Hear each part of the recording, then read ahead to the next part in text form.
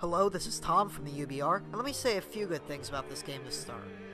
First off, before this point, there were rarely any good superhero games at the time. This one made history. Some people even think it's the best in the series, and I can see the viewpoint. Prior to then, there was nothing but generic broken combat, glitches, a lack of detail, and nothing but money grabs from big corporations. For those of you that can't figure it out, I'm referencing games on the PS2 and PS3. This changed everything. Prior to then, developer Rocksteady had no AAA title that changed the market, but then they came and revolutionized the world of gaming for the better. Here is the review of Batman: Arkham Asylum. Now, Batman: Arkham Asylum has a fairly simple story on the first layer. Joker's brought back to the asylum, and while in it, he has Harley Quinn already preparing to break him out and plant bombs all over Gotham, with Batman needing to stay on the island and play along with Joker's sick games. The setup does seem stereotypical and unoriginal, but the story has depth and layer that bests some of the best Batman movies and comics. I won't spoil anything, but rest assured you're in for one scary hell of a night, with Joker and Scarecrow tormenting you mentally, and even legitimately scaring me during certain Scarecrow segments. I'm scared, Dad! Do you trust me, son? Yes! Come on, son! Rule number one, never trust. The atmosphere is something that isn't frequently addressed in this game. Rocksteady Studios has been considered by many nerds and gamers the video game canon of the Batman comics, or the adaptation of the animated series of the 1990s. The atmosphere of the asylum is claustrophobic and eerie, with attention to detail that astounds all who have played it. The Castlevania/Metro style of Batman: Arkham Asylum had not been seen in a long time.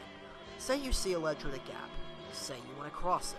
You can't cross it to get a Riddler trophy until you acquire the necessary gadget in the game, leaving reason for post-campaign exploration. The Easter eggs to unfeatured villains are scattered everywhere, and the hundreds of Riddler trophies are so pointless, but yet you feel the need to strive to collect every single one of them. This game circles around three elements: combat, detective, and What you just said is one of the most insanely idiotic things I have ever heard. Predator.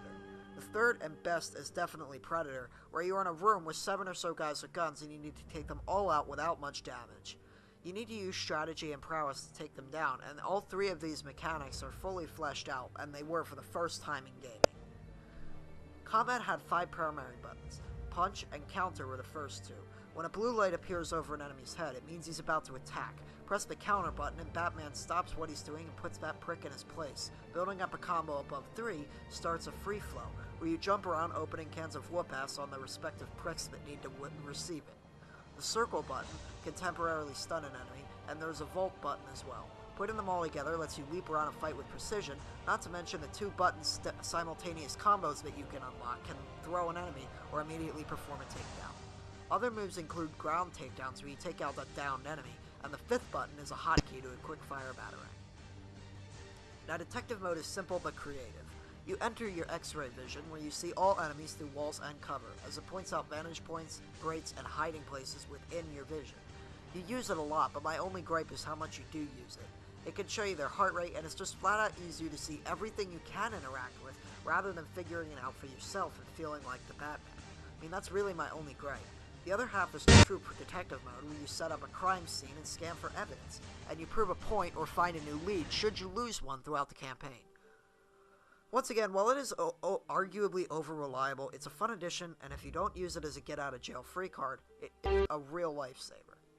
My personal favorite mode, detective mode, is one of a kind, and while others have tried to replicate this perfect formula, none have succeeded. You first get a good vantage of the room in any way you choose, and try not to get shot. Everyone in this room is now dumber for having listened to it. I award you no points, and may God have mercy on your soul. Try not to be spotted, though. Seriously. Here's an example. I saw a man inadvertently cornering himself in a multi-layered but claustrophobic room. I KO'd him and put corrosives on a nearby destructible wall. When one of the men saw him, I ran for him and detonated the gel as he walked by, knocking him out and scaring the holy shit out of the other survivors. This mode truly lets you play on their fears and become the Batman, and it is the most iconic mode and a staple of the Arkham series. Now, the segments of the game that I have to bring up are just amazing. Certain sections, like the so scary you piss yourself Scarecrow stages, or the takedown of a psychopath who cuts himself for every person he kills, or when you really find out what the Joker is planning. Although the soundtrack is arguably extremely lacking in good songs, every other area of the game shines beautifully. A good example is the taunts the villains use after you die, which gives you motivation to get back up and beat the current prick.